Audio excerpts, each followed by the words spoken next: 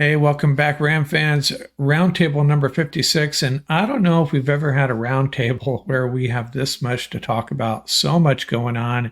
And on top of that, we got Thursday night football staring us down the throat, a really big game for the Rams. What's going on, Ian? You're going to be at the game, huh?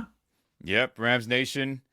I'll catch you at SoFi tomorrow night for the Thursday night football. And I mean, guys, I'm either hoping for a game similar to my background. Shout out to everybody on YouTube, like and subscribe if you are tuning in there, and everyone listening on podcast. We thank you very much for that. But in my background, if you guys are with me watching us on YouTube, I have Cooper Kupp stiff arming a Vikings defender back in the 2018 Thursday night shootout where Jared Goff had 4 passing touchdowns. Cooper had a couple touchdowns. He had over 100 yards. And I think if we win, it's probably going to be in that mold. It'll be a nail biter to the end, or it's going to probably be an ass kicking. I kind of don't see it any other way, truthfully. But I'm hoping for a shootout and we pull up on top. So that's that's my wishful thinking for gentlemen. Cubs last game at SoFi. Oh man, Oh, well, let's not go there quite yet. I I mean, know, but I know well, we'll talk about that in a minute. yeah. I have mixed feelings on it. So, Paul, you're sporting the Dodger hat. Makes sense. But before the Dodgers play, we got this big game with the Vikings. What are your thoughts going into this? We'll get into a bunch of specific items about this game, but overall, how you feeling about it? I think if the Rams just ride out the next two games, they're going to be in great shape. I mean, I think a lot of the rumors, I think like the Stafford rumors have already been proven to be, it was just that, people just blowing smoke. Yeah. But, if the Rams can really, like I said, if they can dig in, I think they're in a lot better shape than people realize. And, when we go over it today, I think it's pretty apparent. But I really hope they do not give up on the season like they did last year. This is a team that could surprise. It could really surprise. Yeah, and we got to remember, if Les Snead is giving up on the season, that doesn't mean the players are going to. I know it has a trickle down effect, but a lot of young guys that are, seems like they're, especially on defense, just starting to to find their way, and especially last week. So, man, we just hope it's a turning point for this defense. Hey, let's talk about it's kind of bad news in my mind, and that was this Ernest Jones Seahawks trade. Man, so what the Titans got back a fourth rounder and a linebacker for Ernest Jones. We switched. What did we do? We flipped a sixth and a seventh rounder with the Titans to Yeah, like in something like two that. drafts. Oh yeah, yeah. Yeah. Yeah, it's kind of a bad look. Although, I will say, as you get closer to the trading deadline, players probably do have more trade value for a contender like the Seahawks. But man, how do you feel about it, Paul? I think so. I think the Seahawks trade is payback for Bobby Wagner. So Seattle knows what they're doing, and plus they're playing the boys in blue in a week, so it's great for them. They're going to get a lot of info from EJ, and EJ is going to play you know, with a vengeance. So for a guy that was characterized as he couldn't win a starting gig, he seems to be awfully popular around the league. So Oh, we'll see what happens. But the Seahawks have they pulled off a nice deal. And listen, he's going to a coach that is a defensive minded coach. And do not be surprised if Ernest Jones is blitzing about 30% of the time when he plays the Rams. and keep in mind, he's going to be a free agent still, right? He hasn't signed a new Yeah. contract. So that's Yeah. the downside for the Seahawks, right? Heck, he could be back with the Rams next year. Not going to happen, but he could be. Who Yeah. knows where he's going to be? So that trade must leave a real bad taste in your mouth, huh, Ian? We talked about this on the roundtable when he got traded away, and we put our minds together, right, gentlemen? I think it was maybe you and I, Mark. I think Paul, you were out of town enjoying the desert at that time, and we talked about how it was the knee. Sean McVay's comments about his practices weren't great. He missed a lot of time when he was there. He wasn't performing well. Okay, let's just. We're going with that assumption that that is the case. And again, Ernest Jones is being traded again, so obviously something is up with him. Has to be, right? So, okay, fine.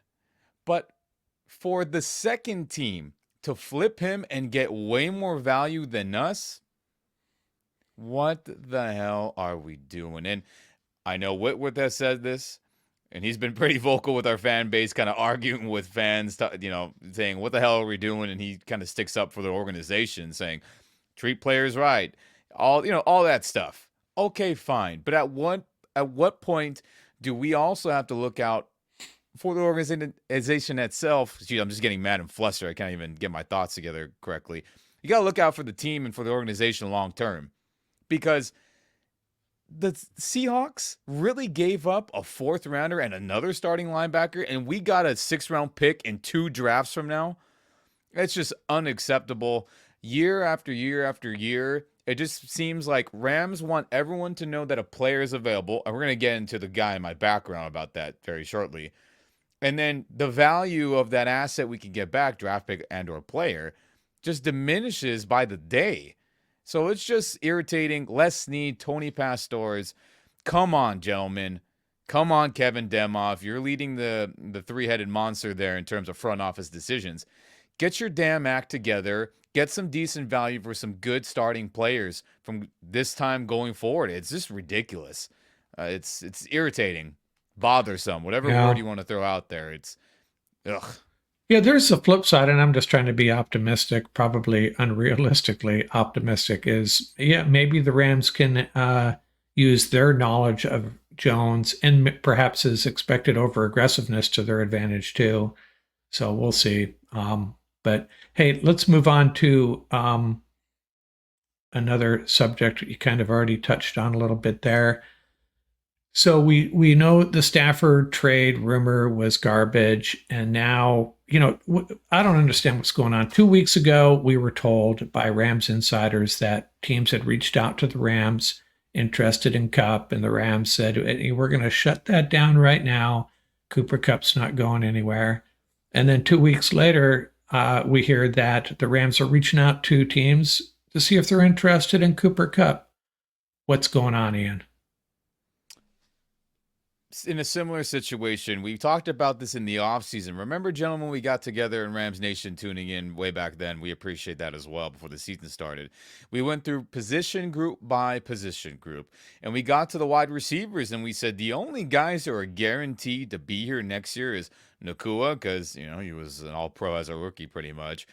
Jordan Whittington, because he is a rookie on a rookie contract, and everyone else was on a 1-year deal pretty much. Tutu Atwell in the final year, DeMarcus Robinson in the final year, Tyler Johnson in a 1 year, and we said Cooper Kupp is on an unofficial 1-year deal. The way his contract was structured was that the Rams would be able to get out of it in 2025 or later. And we said if he gets hurt, or if he does not perform relative to the money he's getting or the cap space, whatever you want to consider, salary, cap, all that together, they're going to bail on him. And we've said it time and time again. The Rams front office, yes, they make dumb tradeaways, but they're savage. They don't give a damn what your status is on this team. If they want to move on from you, they'll do it. I'm sure everyone has a player that they can't get over that we bailed on in the Sean McVay, Les Snead era. And Cooper Kupp is no different. I love Cooper. He's been hurt a ton. 5 out of 8 seasons, he hasn't been able to finish a season fully healthy. We can go down the list. We'll save everyone the time. You can look up all the injuries and all the important games he wasn't around for since he's been a Ram. And with him getting hurt early in the season again, it's over. Either he's going to get traded in the next 2 weeks if we lose bad on Thursday, and if we lose again on Sunday, it's done. And truthfully, I expect this to be his last hurrah, even if he isn't traded. 2025, he won't be a Ram. It's just it's over. It sucks. It's crappy to say that out loud and just really soak in that, but the writing's been on the wall. And you know what really told me that's going to be the case? Everyone who watches on the Rams YouTube channel, they have the Coach McVay show, and the early games in the week, like a Thursday game, McVay doesn't make an appearance. They have Les Snead fill in, and they asked General Manager Les Snead about, hey, how much of a difference will Cooper Kupp make when he's back in the lineup? Aren't you excited? And he didn't seem that excited, truthfully. He said having Cooper is a net positive, but we have a lot of issues, and I don't know if he'll be enough to fix everything. That's very different than him saying last year, he's a pillar, he's a weight-bearing wall. I don't sound like he views him like that anymore. And then is it a shock that in the last couple of days we hear Jordan Rodriguez, Diana Receivy, Mike Silver, credible national reporters, and obviously Jordan's the top dog for the Rams in reporting, all say, yeah, the Rams are willing to bail on him. I think that video with Snead, the contract, now these rumors coming out. I mean, gentlemen, it's over. Either it's going to be over in the next 2 weeks because we lose, or it's going to be over at the end of this 2024 season. And we saw it coming. We didn't want to accept it. We talked about it months ago, but now here we are after a season that's just been really disappointing for many, many factors. And one of them is because he hasn't been around again. Now, Paul, you are already in the Rams have given up on the season camp. Is that true? I think they're going to really wait to see how the Minnesota game turns out, and I think they are.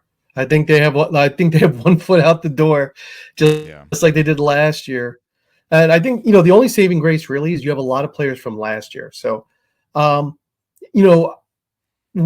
think we all knew that this is Kupp's last year with the Rams because he would have to have an MVP season to justify what he's making. And he's a great player. Yeah.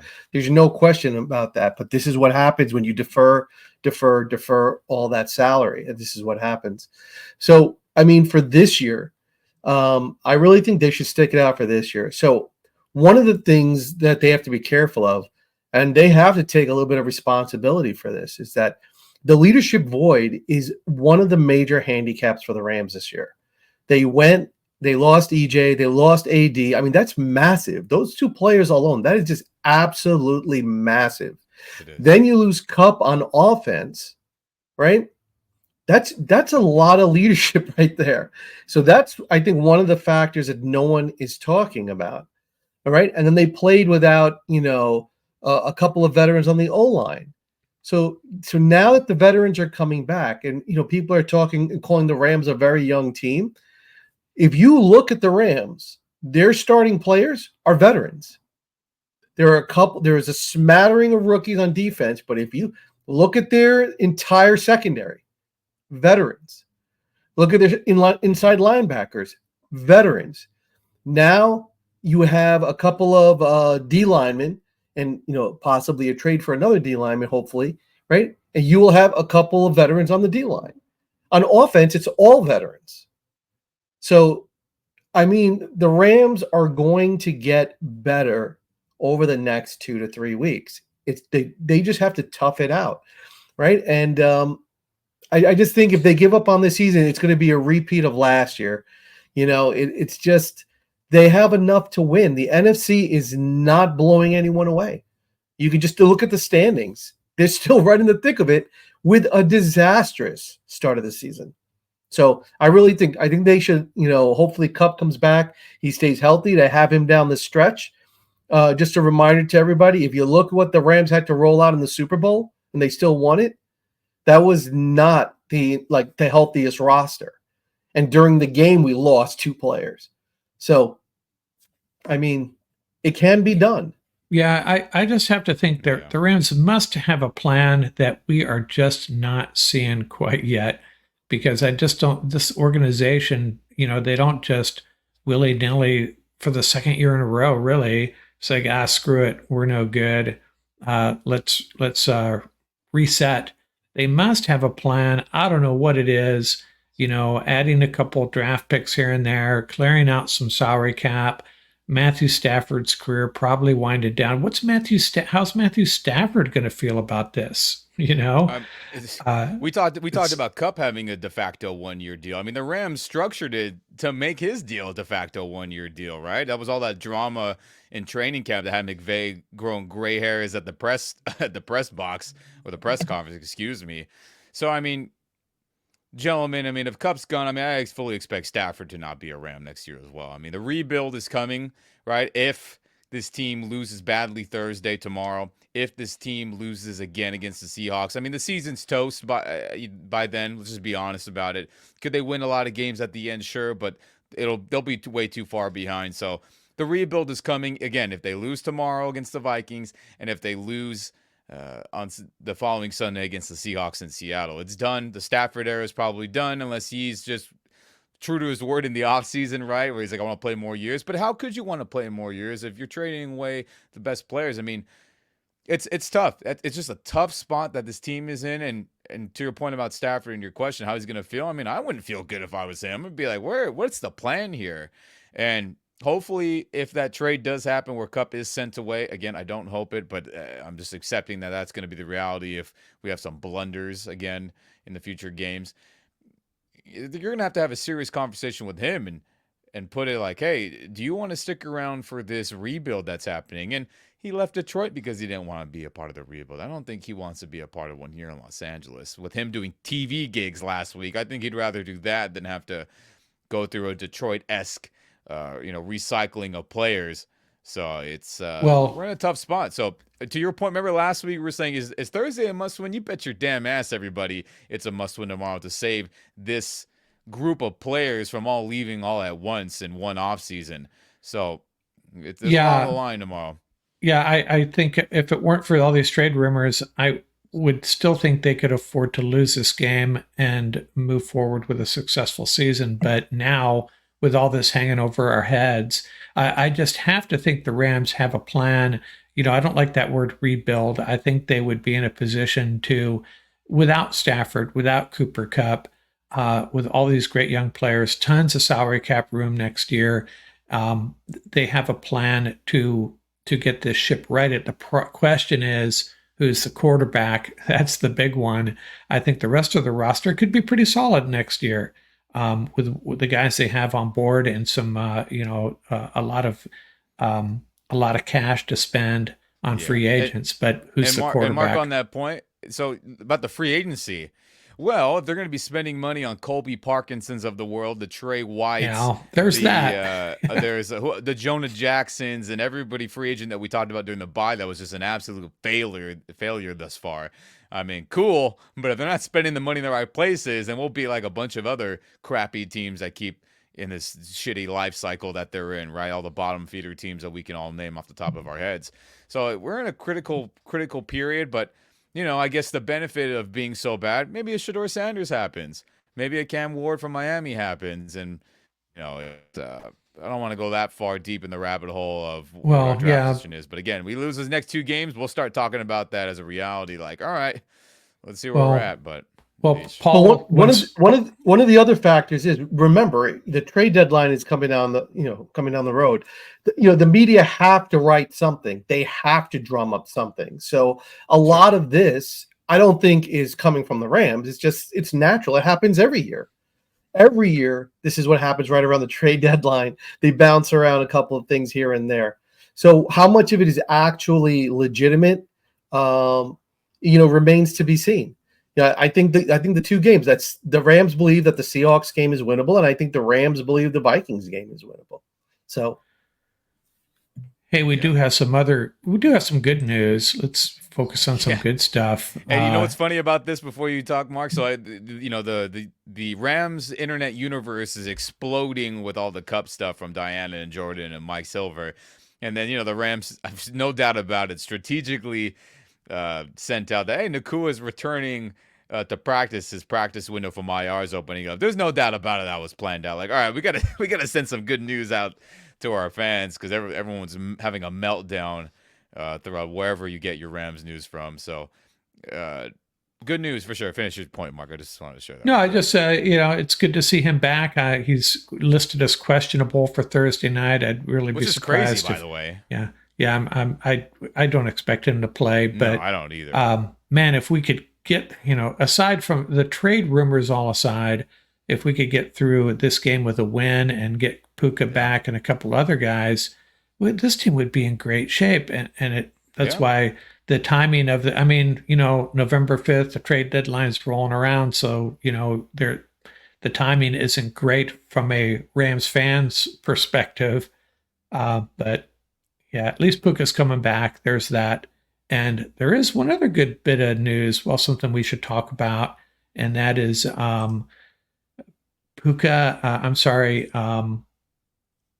Kobe Durant, Defensive Player of the Week, well deserved too. We kind of forget about. Yeah, we And you talked talked about about, him. Oh, go ahead. yeah, yeah. No, I was going to say I watched. I got through half of your orchestrated Rams. By the way, Ram Great. fans on the YouTube channel, Ian is putting together a series of film studies, and this most recent one against the Raiders, which aired, I think, just a few hours ago. I think, right?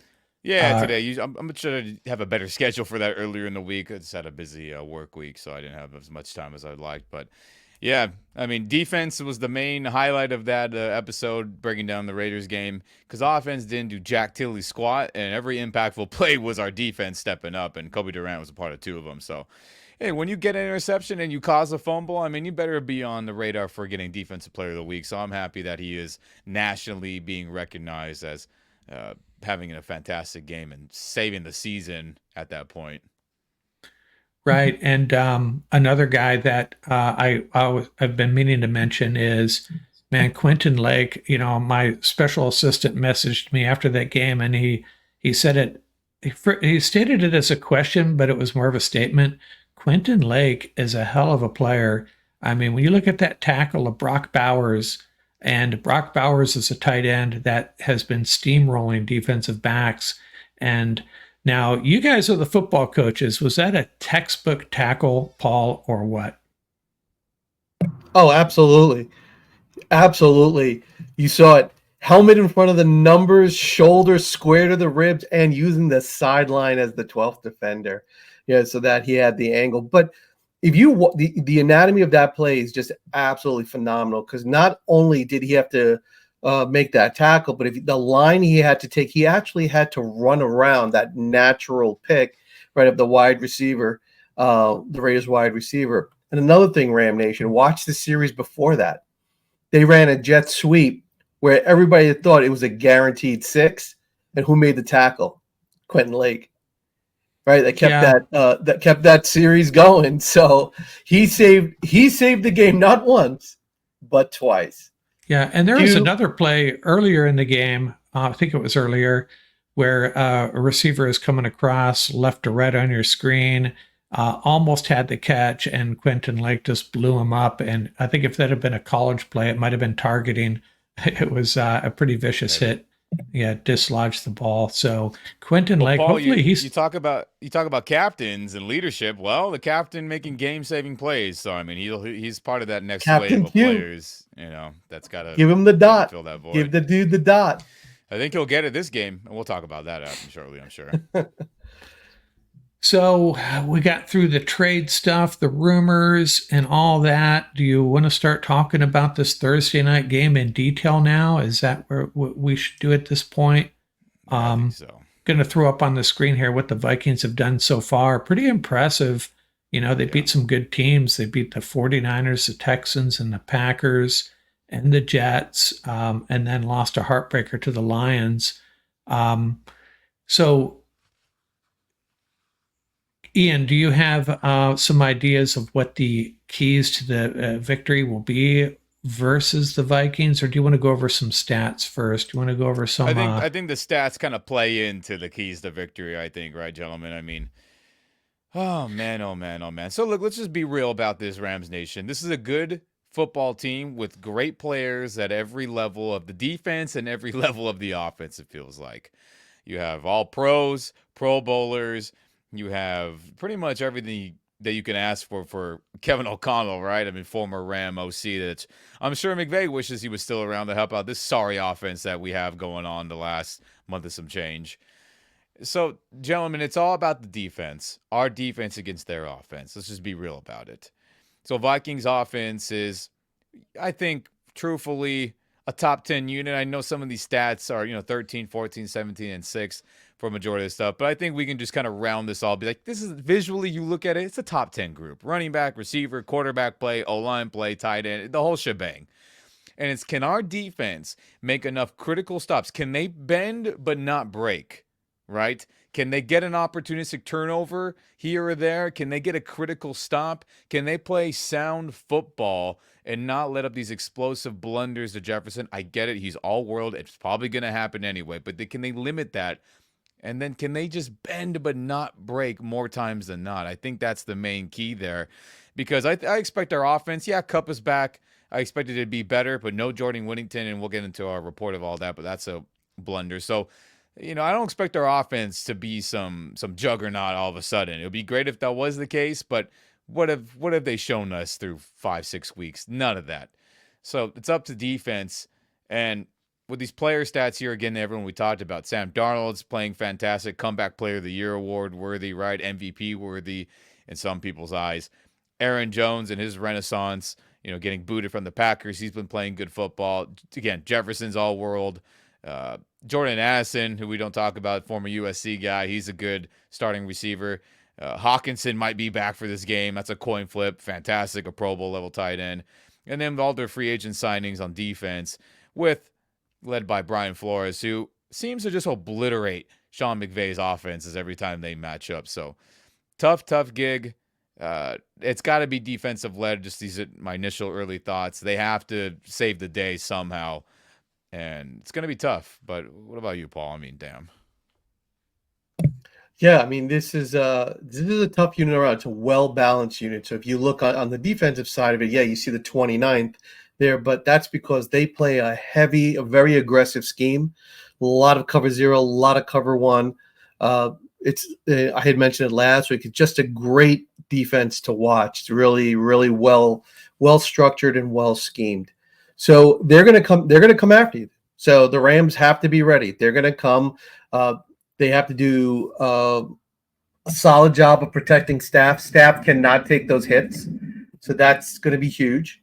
And they're going to have to run the ball, because one of the things, and when we get to the next slide, we'll talk about it a little bit more. The Rams are perilously thin at wide receiver now. They lost Jay Witt, and that is, I think, one of the reasons we saw Tyler Johnson out there. So they are perilously thin at wide receiver. So they're going to have to play a much more conservative game than Coach McVay is going to. I know he's hesitant to do that, but they're going to have no choice, because the Vikings' goal is to force you into turnovers. That is what they want. They want fumbles. They want INTs. Look, they got Ivan Pace Jr. is just a big play machine, right? They got Van Ginkel. He's another one. So they have a sort of an underrated defense. Not too many household names. And then you got JJ on offense. So you got to limit that. You can't let him get downfield with the big plays. Aaron Jones has got the hamstring. I'm hoping he doesn't play. But, look, it's a balanced unit. They've been a balanced unit on offense. That's what they do. They burn a lot of clock. And when the Rams offense is sitting on the bench for a while, they come out, and that's when you start to see those 3 and outs.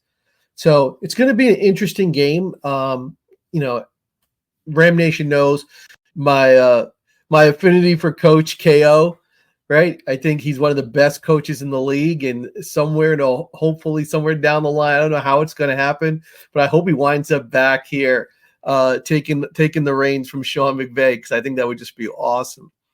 Yeah, but he's a SoCal kid. Yeah, and I think the Rams really have to play this almost like a boxing match. Try to limit the number of possessions, try to control the clock, try to keep the tempo on their side up, but try to, on the defensive side of it, they have to be aggressive. We saw it against the Raiders. This unit, when we start taking a look at some of the personnel, the Rams play better when they play fast. When they have been playing back in the first, if you want to say first third of the season, they have learned very quickly they don't play well. But when they're playing forward, they play much better. I know it was the Raiders, and a lot of people are not giving them their due. That was a great game. Curl played a great game. Kobe Durant played a great game. The pass rush was much more robust. So that is how they're going to have to play against the Vikings. They have to pick their spots, but when they come, they got to get to the quarterback. And you talked a little bit about that, Ian, in your Orchestrated Rams, about the cheetah defense, right?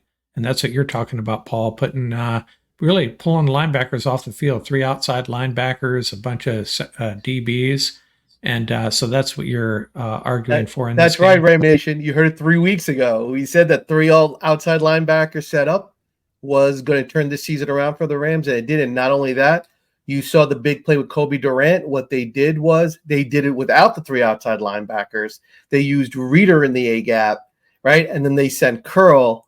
So that's exactly what we were talking about. Now they have a dime package and a nickel package that can get after the quarterback. So there you go. Yeah, and I missed that. Real quick, Mark. I mean, everyone out there, Paul called this weeks ago, and he's like, why aren't they doing get out Reader, get out Roseboom, and just throw all the edge rushers out there? It'll be better. And I was like, that's a great idea, but I don't think Shula and them are going to have the guts to do it. Well, they had the guts to do it, and it's been our best defensive formation by far. Cheetah dime, right? 6 DBs, and then the 3 outside linebackers all together with Kobe Turner and Braden Fisk. No Reader, no Roseboom in sight.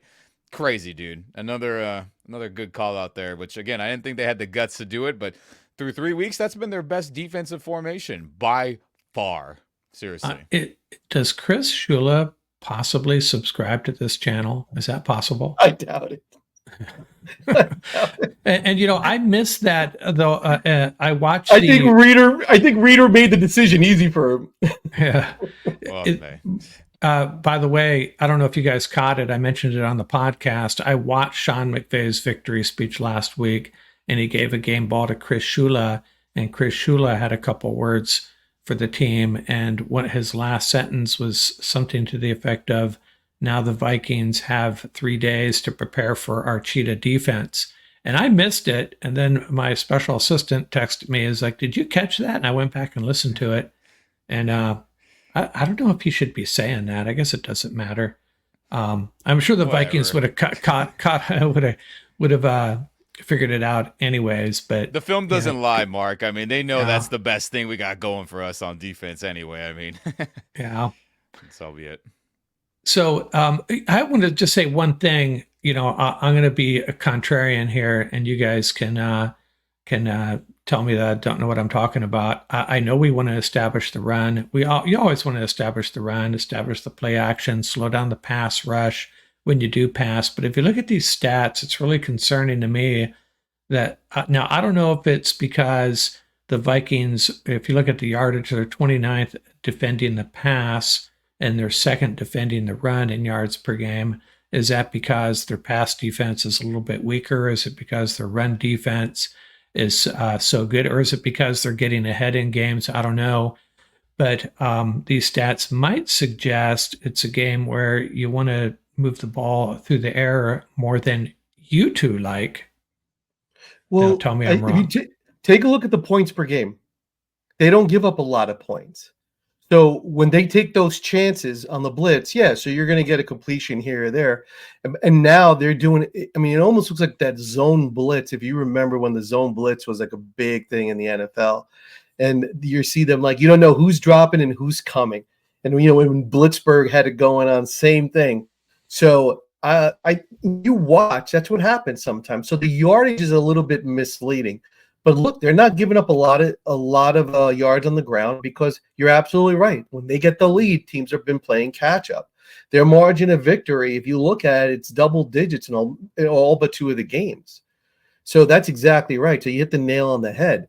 But they don't give up a lot of points. The way you're going to beat the Vikings is simple. You cannot let them just go up and down the field. You cannot. You have to make them one-dimensional. And that's what they do on defense. They make you one-dimensional because they want you to throw the ball because they want to come after you. They're going to dial it up. And think about it. Stafford takes 2 or 3 hits, it's a wrap.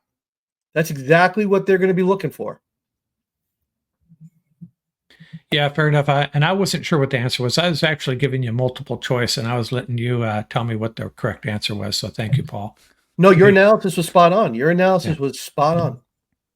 So I pulled some notes across the World Wide Web to add some additional context here.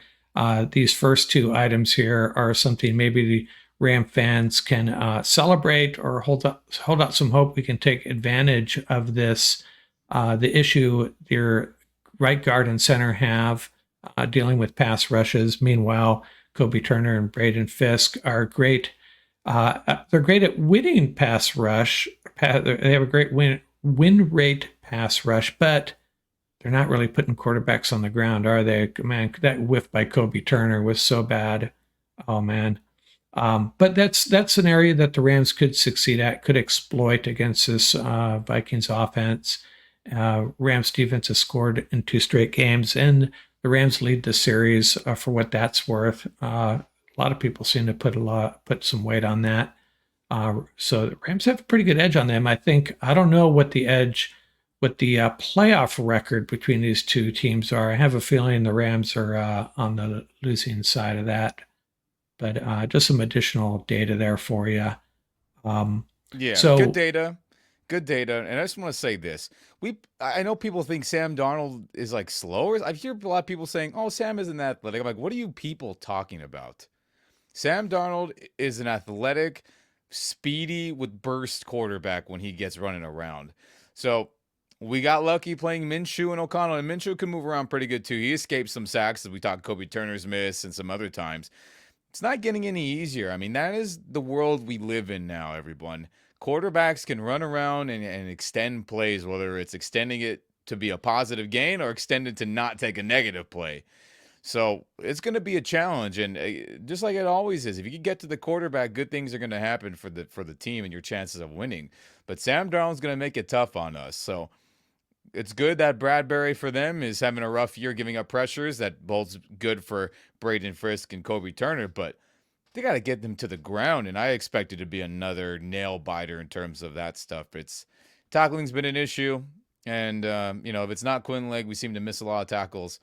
So that's going to be a big key as well. I mean, can we exploit the interior weakness? But if we do, get Sam Darnold to the ground, please, or get him to be flustered and make a bad decision or something. Turn him into New York Jets. I'm seeing ghosts, Sam Darnold with the pressure. But if we can't do that and we can't fluster him or get him to the ground, I mean, it'll be another long day. yeah, we beat him week 18, right? Last year. I get 2 in a row.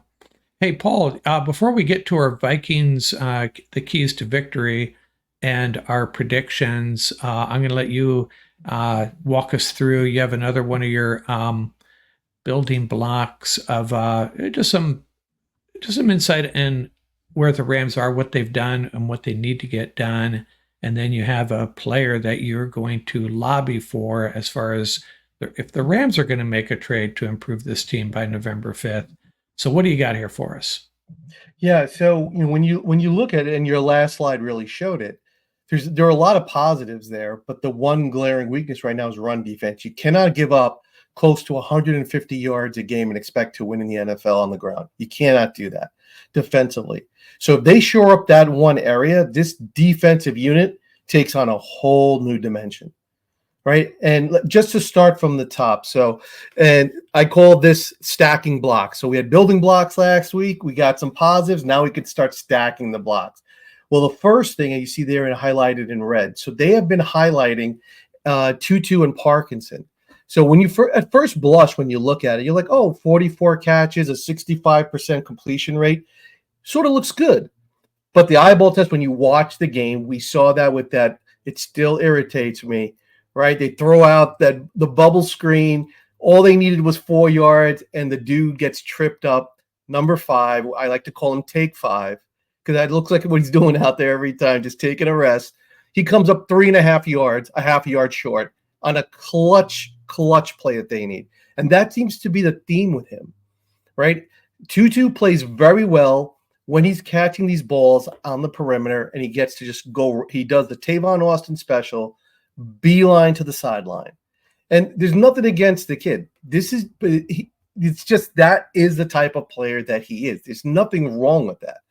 But the problem with the Rams face is that they are so thin and wide receiver that they have had no choice but to spotlight Tutu and Parkinson, and look at what it's led to. They lead the team. They both have 34 targets. So that's 68 targets between them. 68 targets, which have led to 44 catches. 44 times they have touched the ball. Look at the yardage per catch. I took the average between the two, 11.9. That's your 2 featured receivers in this offense. Now you understand why outside of Kyron, they only have 2 offensive touchdowns. 0 TDs. DeMarcus and Kupp, right? Yeah. So it has nothing to do with Tutu and Haight. It has nothing to do with that. It has nothing to do with Parkinson and Haight. Has nothing to do with that. You have to look at the reality of the situation. It is not generating points. Teams are doubling Demarcus Robinson. You can watch on every play, Ram Nation. Ian and I look at it. It's unbelievable. And they are leaving these guys one-on-one, and they are not making plays. So you're going to have to find offense. Thank goodness Kupp is coming back. Unfortunately, Jay Witt is hurt. But, Johnson is back in the mix. He's out of the doghouse, and we saw that catch and run. That might be where they could find a little offense. They have to get Xavier Smith on the field. This has been one of the biggest mistakes they have made over the last 2 weeks. They have got to get that kid offensive snaps. If you see how he threatens the edge with that jet sweep, that was just one example. How many plays, Mark? I texted it. How many plays did it take? 3. They hit him with the jet sweep, and he almost got into the end zone. That is such a dimension to this offense that that sort of home run hitter that can take it to the house. So taking a look at this now, so moving on to what's been working. Kyren, 9 of the 11 offensive TDs for the Rams have come from Kyren. He's averaging 19.3 attempts per game. Keep rolling with the big dog. Keep giving him the rock. Get that number. That's a healthy number. But the key is you got to add quorum. That 5 or 6 snaps that you give this kid, 5 or 6 carries, he's quick. He has that dimension where he can get those big gains. Put those two together, and now this run game is going to go up a notch. So that's right there as you start stacking blocks. We got Aaron Kyren. He's a constant. Now let's add Corum into the mix. You also got Ronnie Rivers in there too. So you really want to grind it out. You can. Keep using that aggressive Eagle set, both nickel and dime. So I think what's going to happen is Reader is completely lost in pass coverage, and it's not his fault. You see that he had the hamstring. That I told Ian in the text, I said, this was coming. You got this guy running around there, in pass coverage. You knew he was going to blow a hammy or something. They're lucky it's just a hammy. He is a traditional run stopper, right? Use him on rundowns, and then he cannot carry the dot. He's not a 3-down linebacker. That was a big mistake, and it really, really burned the Rams. And it's okay. You move on from that. He is a run stopper. Use him on those downs. Get him off the field. In the nickel set, we saw what Curl can do when he's close to the line of scrimmage. The kid is a fantastic blitzer. He can cover tight ends. He can cover backs out of the backfield. He loves to throw the body around. And Ram Nation, watch that play. That scoop for 6. Cam Curl, from a standing position, benched the running back and leapt 4 feet in the air. Minshew pulled the ball back, and that's when Kobe Durant blasted him. By the way, they timed it. Kobe Durant got to the quarterback in 2.6 seconds, like he was shot out of a cannon. 2.6 seconds was the timing on that one. It was a thing of beauty, that play. So I think if they start using boom and curl in the nickel and stick with their dime package, listen, the Rams, there's a reason this package looks so good. Look at the cornerbacks for a minute, Ram Nation. D-Will, Spoon, Durant, if they find a way to salvage T. White, think about what this cornerback scenario is going to look like. They got Josh Wallace getting some burn too. If you look at those 4, Durant, this is his 3rd year in the league. This is not a rookie cornerback scenario. These are veterans. The Rams have, it sort of has evolved this way. They have a rock solid secondary. They have a veteran set of corners. Now look at their safeties. Captain Q, Curl, and when JJ comes back, there you go. You got your center fielder, and you can Curl. Curl can play close to the line. Q-Lake can play anywhere. That dime package is going to be straight fire for the rest of the season. And the way McCullough's playing, you can play him at corner at safety. Ram Nation, take a look at this. The Rams secondary, they can build around this. Going no linebackers is not going to hurt the Rams. So now they have a nickel set, right, with boom and curl. And now they got their dime package, which is just clicking. With those 3 outside linebackers, all they got to do is stop the run. Once they do that, I think they're going to be in great shape. So they have to add. It's Omar time. It's time for Omar. Let's see what the kid can do. Put him with Boom. Let's see what happens. Let's see if it improves the run defense a little bit. But the true key to salvaging the Rams season is in this deal right here, to get a real run stopper in the middle. Ashawn would have been available. He's nursing a knee injury, though. So the monster in the middle, my call. Listen, Cleveland has started the fire sale. This guy is one of the most underrated players in the league. 6'3", 320. He has done it everywhere he has been. And go ask the Giant fans how much they miss Tomlinson. This dude is a beast. DT in the middle. Let's get Bobby Brown off the field, right? Or Gallimore, whoever they want to do.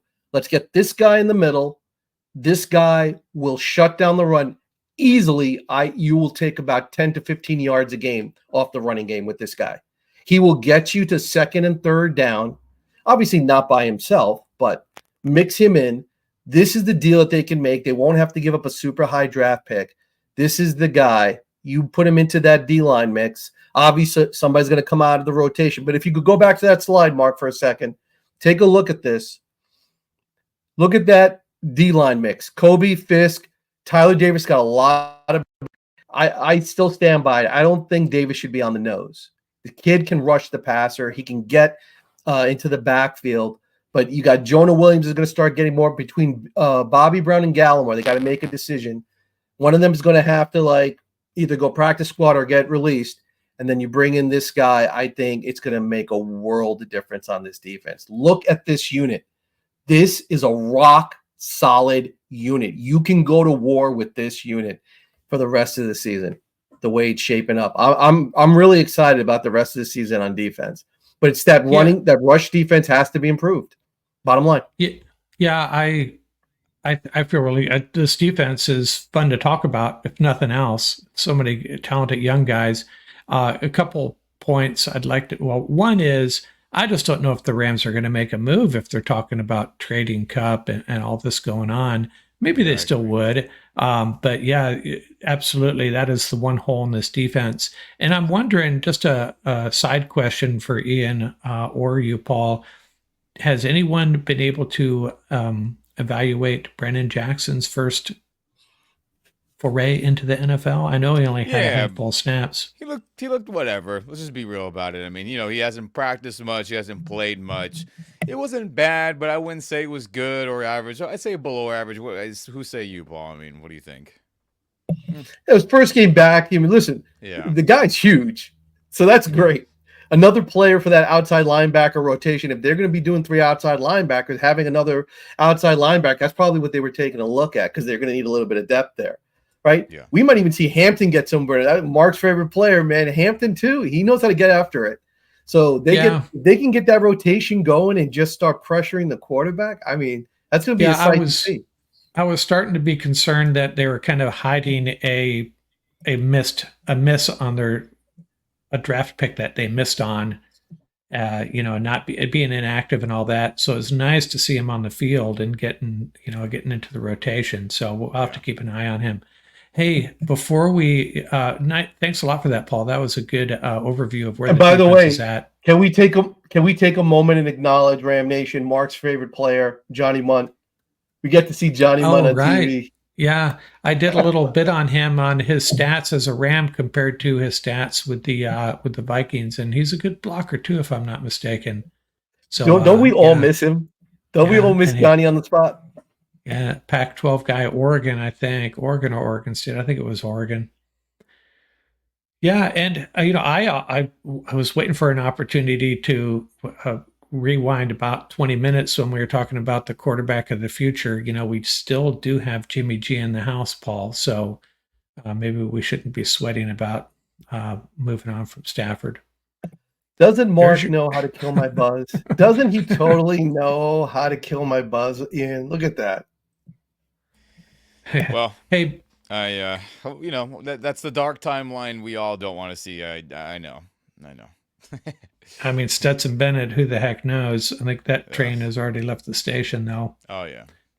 So before we get into our predictions, I forgot to talk about the injury report. I don't think I shared this. So, Blake Cashman's out. Big TJ, deal. Big yeah, deal in our favor for sure. you know. And now we already talked about their right guard and their center being liabilities, and Dalton Risner questionable, and then cornerback Evans as well on the Rams side. Now it's a big deal for. We were hoping Noteboom was going to be good to go, so we didn't have to live through another game of either Bruss or Dedich. And Ugh. whatever happened with when the Rams poached Dylan McMahon from the Eagles, I thought he might get it. Maybe he's the next guy up Yeah, to try maybe. to. I mean, who Yeah, knows? But no doubt about it, Note Boom and God, it sucks. We paid him to be the left tackle of the future. He couldn't handle it, and then on top of not being able to handle it, he's never available either. I mean, it was just what a blunder that was. And he was really going to be needed for this game to start a left guard because Bruss, we talked about it. We all watch film here, and everyone out there hopefully is tuning into Orchestrated Rams. I mean, Bruss is just not good. So the Rams realized that too, and they were like, well, we got to get somebody in there, and they gave the USC guy Dedich a chance. He was also equally not good this last game. Let's just be honest. He's just a smaller guy. He can't get the push, and hey, people have physical limitations. I get it, but it's not the answer. So no boom, in my hopes and dreams, was going to be out there, but him being out, he's clearly not ready, and that's a big deal for him not being ready to go and play this game at that left guard spot. What about you, Paul? How do you feel about that? And him just never That's freaking available. It's just, oh my God. Ram Nation. If we could take a peek into Brian Flores into their Yes. meeting room and look at their chalkboard, they got left guard circled in a big bright yellow. By the way, shout out to Brian Flores from Brooklyn, New York, Poly Prep Pride. Way to go. Great coach. But you know what? They're going to come. That's it. They're going to attack that left guard. They're going to attack that side. That's a gaping, excuse the pun, that's a gaping hole right now. I don't know how they're going to scheme that. So you're going to see Kyron's going to be in blocking for pretty much a large portion of the game, picking up the blitz. So that means he's not going to be out there in the flat. He's not going to be leaking out. So they got to keep this defense honest because they're going to be coming. They got to use those jet sweeps to the edge, right? Try to, when these players get trapped in the middle and bunched up into that middle, that's when they have to hit them on the outside. Those quick throws, get it out into the flat, quick slants. They're going to have to keep this defense honest, and they're going to really have to try to play like I know we said it before, but if there was any one game that is screaming, look, their leading tackler is out of the game, right? Go pound it, pound it, pound it, pound it, right? Wear that defense out. It'll pay off in the fourth quarter. The one injury that really scares me, apart obviously from Whittington and Noteboom and Reader, is Fisk and his back. So, remember AD had to wrestle with that a lot because, getting double teamed a lot, getting blasted a lot.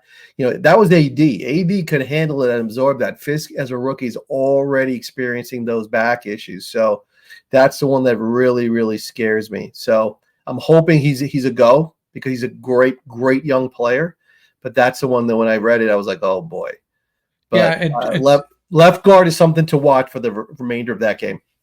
yeah. It's also concerning that Fisk and Gallimore could be out. So is this a game? It just occurred to me as we're talking about the wide receiver, kind of thin at wide receiver. This might be the first time in a while, maybe last week it was true as well, that all of our tight ends are healthy. Is this a game? And given that Cashman is out, is this a game we go to 12 personnel? Would McVay dare go back to 12 personnel in this game? This could be a Davis Allen coming out party. Look, excuse my language, you better fucking do it. It's been very frustrating as a fan and as somebody who looks at a lot of film, and we discuss it on here as well.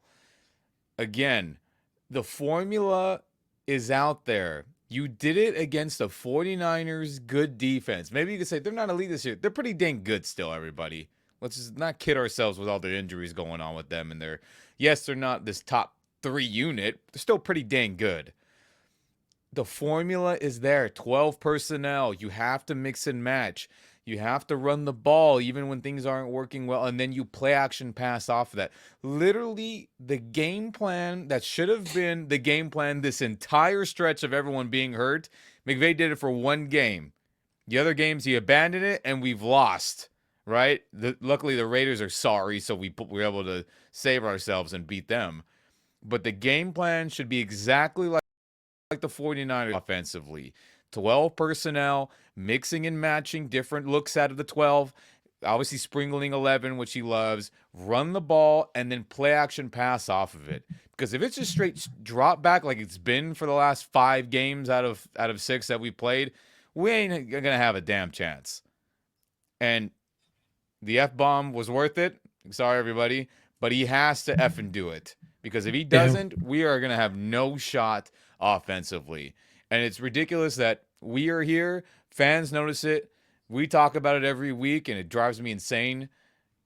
Why can't the coaches, why can't our head coach figure it out? I just don't understand. Yeah, I feel you. And this seems like it'd be the ideal game. You know, you don't have Whittington or Puka, 2 wide receivers that can block really well. You're going to run Cooper Kupp out there coming back from an injury. Yeah, you're going to have him blocking some, but if you really have him on the trading block, do you really want him being a sledgehammer in the running game? Run 12 personnel with, Xavier and Cooper Kupp or Tutu, DeMarcus, whoever. Pair up with Cooper Kupp, rotate your wide receivers. But I'm not counting on it, to be honest with you. Yeah, hey, we don't curse really much on this podcast, but when we do, it's for a reason. It's not just willy-nilly when we make sure it counts. So when you play one last thing, when you play a heavy cover 0 or cover 1 team, right? Early on, obviously you want to establish a running game, but you got to scare them early. You got to make them think. You got to get vertical early. Take your shots early, right? Give them something to think about. If you think about it, Tutu, DeMarcus, Xavier, get him vertical. Let him go. And Staff's got the arm strength. You keep him clean just for like 3.5 seconds. He'll get it way downfield. Let those guys run after it. Take 1 or 2 shots. It's worth it. Scare that defense. Make sure that they have that in the back of their mind that if they come, that they can get burned real quickly. So we may have already shared organically our keys to victory. Do you want to try to summarize it real quickly, Ian? What are your 3, 4, 5 keys to victory? I think we've already mentioned probably all of them. Yeah. 49ers game plan, copy and paste offensively. 12 personnel, run the ball, play action pass, gives your chance some one-on-ones to Tutu and Cooper and everyone. And that's where we do damage. Has to be copy and paste game plan. Defensively, they have to bend but not break. And I expect maybe some breaks happen again. They have just a high-powered unit. It's inevitable with them. Let's just be honest. They haven't had a bad offensive game yet. And I don't think our defense is going to suddenly just show up like the 85 Bears, even though that'd be great. But I don't expect that to happen. So bend but not break. Can they hold on and make them kick field goals instead of them giving up touchdowns? I think that'll be key more times than not. And then special teams, can we get a big return? Can somebody break one and get us good field position in the return game? And then Cardi, whatever the hell's going on with that dude, this ain't the day to keep blundering around. Primetime television, he's made tons of big kicks at Stanford in big games against rivals and all that. He's got to come with that mentality saying, hey, man, it's up to me to keep this team in the game. So it's going to be huge that he has his confidence. Whatever mechanics might be off, whatever the snap and hold operation, if that's off, that has to be figured out. And those are my keys to the game, everyone. It's pretty dang simple. But will McVay do it? I don't know. I'd bet probably he won't, but that's how it's the only way we're going to win this game unless, Stafford and Kupp turn on their Super Bowl 56 Superman capes all of a sudden and just two-man show it, which is not likely. So yeah, we can move the ball. I'll be at the game. I hope so. Yeah, we can move the ball through the air on this team. That's for sure.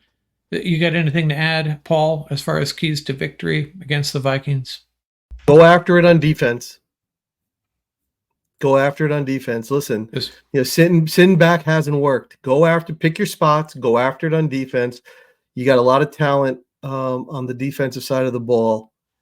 Create some turnovers, create some action, and on the offensive side of the ball, play a clean game, 0 turnovers. And the other thing is, do not let Jefferson beat you. Don't let him have one of those, highlight games.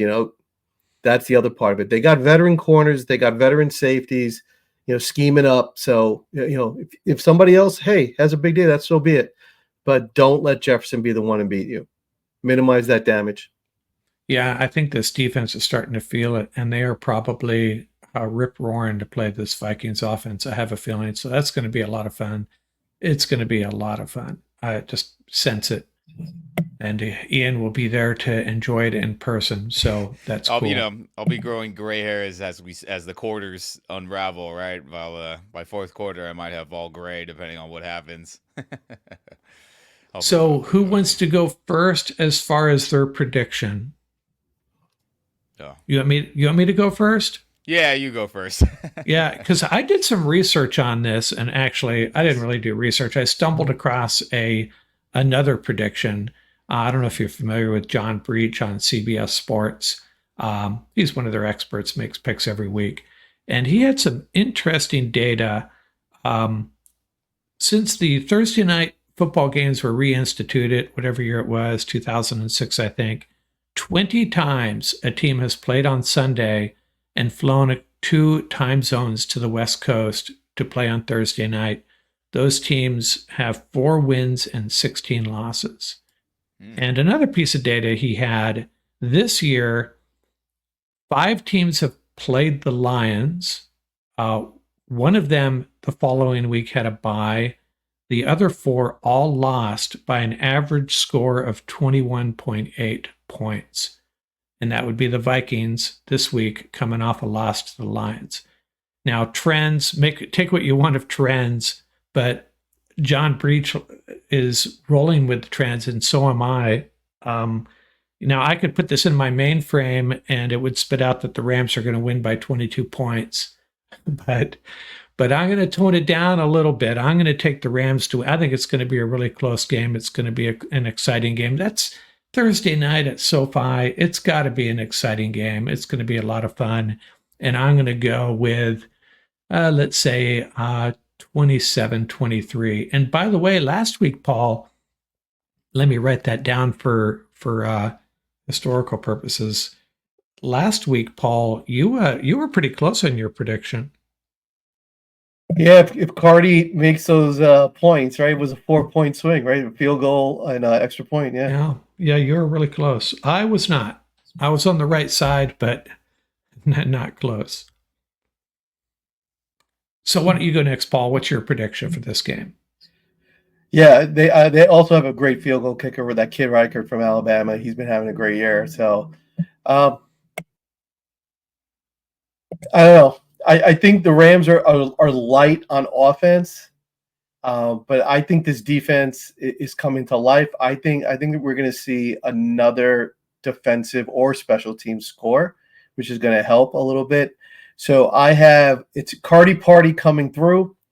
I have them pulling it out. 24-23 Rams. Rams shock the Vikes. The short week helps the Rams. I think Ian's going to give us a dose of reality here. I just sense it. Gentlemen, look, everyone out there. I'll be at the game. I'll be there bright and early to scout.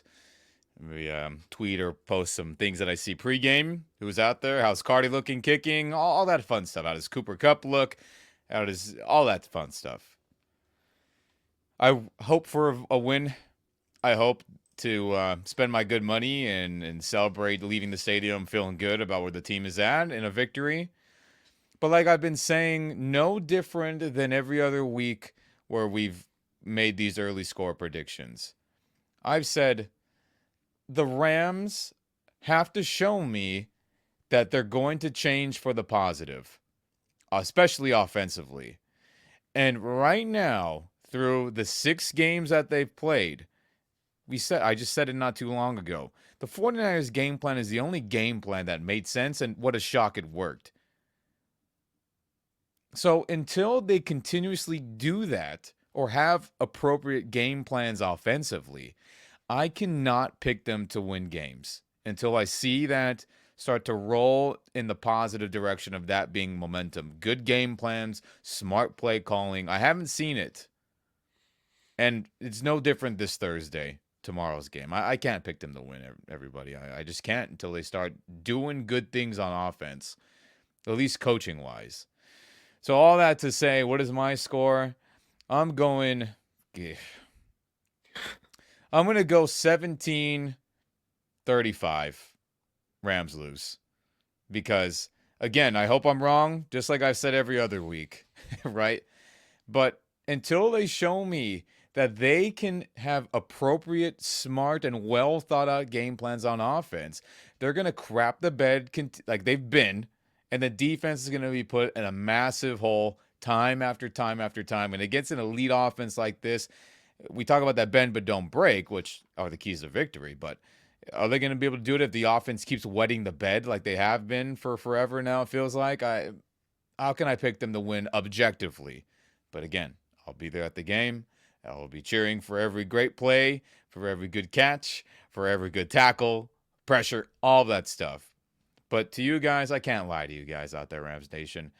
This team hasn't put together solid game plans offensively for weeks, and it feels like years sometimes with Sean McVay's up and down with the way he wants to game plan and call plays. So I hope I'm wrong, but if I had to bet money in my life on what the score is going to be, I would put this one right here at 17-35. Yeah, and the problem the Rams could have, kind of to your point, is if the defense could play really well, could play reasonably well, but if the offense keeps on giving the ball back to the Vikings, eventually they wear down a couple big scores, and it just gets away from them real fast. And we've seen that with other Ram teams in the Fisher era, where they had pretty solid defenses, but their offense was so anemic that at the end of the day, it looks like a blowout. Well, it is a blowout, but it's not because the defense didn't do their job. Yeah, and that could happen Thursday night. So hey, fair enough. You just being honest with us, Ian, and we appreciate that. Hey, there's one more thing we got to close this out with. Now, I remember in 1980-ish, following the Dodgers, and this young Mexican pitcher, they brought him up. I don't remember how it all transpired, but all of a sudden this guy is just pitching shutout after shutout, and this city was going crazy for him. And sadly, Fernando Valenzuela passed away the other day. And I remember one of the playoff games, I think it was maybe during one of the Padre playoff games, he made an announcement that he had to leave the booth because he was ill, and then he passed away. And really sad day. He was one of two Dodgers who have had their uniform numbers retired, although they are not in the Hall of Fame, the other being Jim Gilliam. And he should be in the Hall of Fame, shouldn't he, Paul? A really sad day. And I remember it was just electric, that period, that year. It was something else. I don't know if the sports world in Los Angeles have ever experienced something quite like Fernando Valenzuela. Well, I'm not ashamed to say I was 12 years old when Fernando Mania hit the country, and it really was. It wasn't just a SoCal scenario. And I remember Ram Nation back then, we didn't have the luxury of satellite TV, so I had to wait for them to play the Mets to see Fernando. I got lucky, and it was early in the season, and he pitched for the Mets, and I saw him in '81. And it was before I read our final salute to Fernando, is that I can tell you that he's by far one of my top favorite Dodgers of all time, the classiest Dodger. He and Tommy Lasorda were like, two peas in a pod. You talk about two kindred spirits. And it was magical as a kid to watch him pitch. Everything from his delivery, it was amazing when he used to look to the sky. And Vin Scully, he always had a Fernando-ism, something like.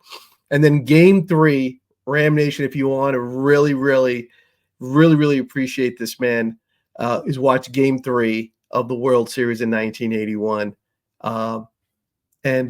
So on behalf of the Rams Up family, we just wanted to sign off today. So just a quick bio on Fernando. Fernando Valenzuela was born on November 11th, 1960 in northwestern Mexico and grew up in a small town called Echowaquia. At that time, the population was 160 people. Mom and dad, Avelino and Maria Valenzuela, had a small farm. Fernando played soccer as a boy, and he learned to play baseball from his older brothers. 17-year-old Fernando Valenzuela was discovered by accident in 1978 when Mike Brito, yes, Dodger fans, the man with the hat and the radar gun. That's right. He was a scout. He was actually down in the Mexican Rookie League. He was scouting a shortstop. And who was pitching on the other side? It was Fernando. Fernando struck out 12, and Brito commented, I can't believe that 17-year-old is pitching the way he was pitching. He looked so mature. He couldn't believe he was 17 years old. And Fernando had that baby face. So the Dodgers signed Valenzuela the next year, sent him to the minors. He added to his fastball and curveball, and he learned that now famous screwball from Dodger fans. Here's a little trivia. Bobby Castillo taught him the screwball. So Bobby Castillo taught him the screwball. He caught on quickly, and he was an immediate star. He got called up in 1980 as a reliever, 0 runs in his first 10 appearances. So you knew he was laying the groundwork for greatness. He burst onto the scene in 1981. Fernando Mania took America by storm. That year, MLB, we had to strike short in the season. He dazzled everyone with his signature screwball and his signature high leg kick, and his eyes to the sky motion. He won his first 8 starts, 5 of them by shutouts, and he finished with a record of 13-7. He had a 2.48 ERA. He became the first, and as of 2024, the only player to win the Cy Young and the Rookie of the Year in the same season. The Dodgers won the World Series against the Yanks that year, and led by his gutsy Game 3 performance, Ram Nation, Dodger Nation, listen to this. He pitched a complete game. And now, in the days of the pitch count, we can appreciate this. 149 pitches in Game 3 and a 5-4 victory. Valenzuela peaked from 1981 to 86. He was named a National League All-Star in each season. He won a National League leading 21 games in 86. In 81, he was also the MLB strikeout leader. He pitched a no-hitter in 1990. Not only was he a great pitcher, he was also a tremendous fielder and hitter. He won a Gold Glove in 86. He was a 2-time Silver Slugger Award in 81 and 83. His best year at the plate was in 1990. His last year with the Dodgers, he had a 304 batting average. 304 as a pitcher. He had 5 doubles, a home run, and 11 runs batted in 69 at-bats. So Valenzuela had a 101 OPS plus, which ranked just above average among all National League hitters. So interesting. He was that talented. He batted 200 for his career, and with 10 home runs, 26 doubles, 84 RBIs. Valenzuela was even used by Lasorda as a pinch hitter. He batted 368 lifetime as a pinch hitter for the Dodgers. Absolutely incredible. His number 34, as Mark said, was retired despite the fact that he has not been inducted to the MLB Hall of Fame, which is absolutely criminal. And Dodgers as an organization and everyone else, pure baseball fans, regardless of your team fave, I say let's start that virtual petition now. Let's get him into the Hall of Fame because, I mean, it is absolutely criminal. This man is what baseball is all about. He returned to the Dodgers organization in 2003 as a broadcaster along with Jaime Jarrín. By the way, who was Fernando's interpreter when he was a youngster for the Dodgers? Jaime Jarrín. Isn't that incredible? And he joined Jaime on the Dodgers Spanish language broadcast. He served as Team Mexico's, he was on Team Mexico's baseball coaching staff in 2006, 2009, 2013, and 2017. He also distinguished himself in 2015. He was one of President Obama's ambassador for citizenship and naturalization. That's when Fernando became a U.S. citizen. He eventually succumbed to liver cancer on October 22nd, 2024, but he has left behind a legacy of greatness and humility that is rarely seen in athletes of his caliber. On behalf of the entire Rams Up family, and I know I speak for all of Dodger and Ram Nation, we salute you, senor. There will never be another Fernando. And what it has meant for me as a Dodger fan, I know for all Dodger fans, cannot be summarized in words. Dodger Nation will always be known as Fernando Nation, and your legend will live forever. Gracias, El Capitan. Well said, Paul. Well said. And with that, we will sign off from this episode of Rams Up. And we'll be back late Thursday night, maybe, for a quick reaction, a post-game reaction to the Rams-Vikings game. Thanks a lot, guys. Out here from Rams Up. 34 forever.